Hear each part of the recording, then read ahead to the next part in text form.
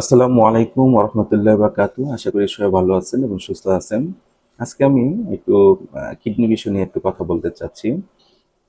যারা কিডনি রোগে আক্রান্ত তারা তো অবশ্যই ডক্টরের যে খাবারের মেনুটা দিছে সেই মেনু ছাড়া অন্যভাবে চলা যাবে না, তাহলে তাদের জন্য সমস্যা। কিন্তু যারা আক্রান্ত হয়নি তাদেরকে নিয়ে কিছু কথা। যেমন যারা অল্প বয়স থেকে যদি একটু মেনটেন করে খাবার নিয়ে, তাহলে পরবর্তীতে কিডনি না হওয়ার সমস্যা হওয়ার সম্ভাবনা বেশি থাকবে। আর বিশেষ করে যাদের 35-40 বছর চলে গেছে তাদের ক্ষেত্রে অবশ্যই কিছু মেনটেন করা উচিত। যেমন আমরা যে কোকা-কোলা বা এসব জাতীয় যে কালারফুল সোডা বা মানে এসব পানীয় জাতীয় খাবারগুলো খাই কালারফুল, এগুলো আসলে কিডনির জন্য কিন্তু খুব প্রেশার একটা ব্যাপার হয়ে থাকে। কারণ এটা যে কালার এটা মানে আমেরিকায় একটা গবেষণা আছে যে সেক্ষেত্রে পাথর হওয়ার সম্ভাবনাও থাকে। তো এই খাবারগুলো থেকে আমাদের দূরে থাকা উচিত। তারপরে আমরা যে বাজারে যে চিনিটা পাওয়া যায় সেটাও কিন্তু আপনার অনেক নানান ধরনের সমস্যা করে। আমরা যদি অতিরিক্ত চিনি খাই তাহলে সেটা কিন্তু আমার কিডনির জন্য কিন্তু ইফেক্ট হয়ে দাঁড়ায়।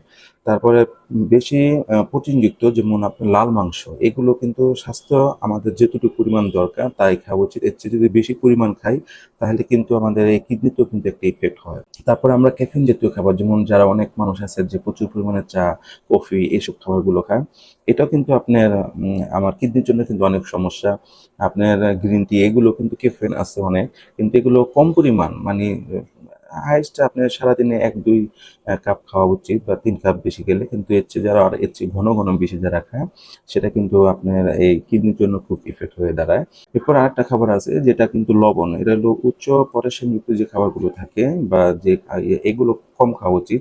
ইভেন কি লবণও কিন্তু আমাদের অতিরিক্ত খাওয়া ঠিক না। এটা কিন্তু আপনার কিডনির জন্য অনেক সমস্যা হয়ে দাঁড়ায়। এতক্ষণ তো বললাম যে আপনি কোন জাতীয় খাবারগুলো মানে একটু কম খাওয়া উচিত। মানে বেশি অতিরিক্ত যেন মানে আমরা না খাই।